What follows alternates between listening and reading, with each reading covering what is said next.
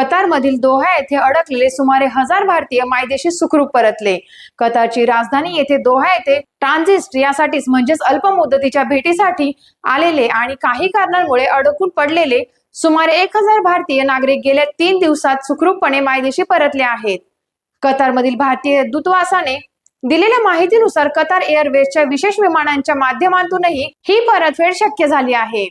काल दोहा ते दिल्ली या उड्डाणातून 300हून अधिक प्रवाशांनी भारतीय प्रवास केला।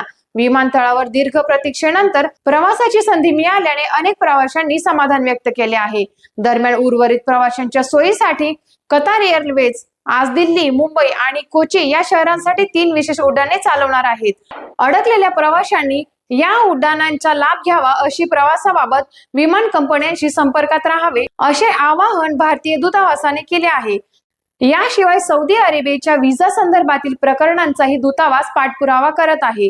नागरिकांनी अफवांवर विश्वास न ठेवता केवळ अधिकृत माहितीचाच आधार घ्यावा असेही दूतावासाने स्पष्ट केले आहे। पुढील अपडेटसाठी पाहत रहा टाइम्स ऑफ महाराष्ट्र।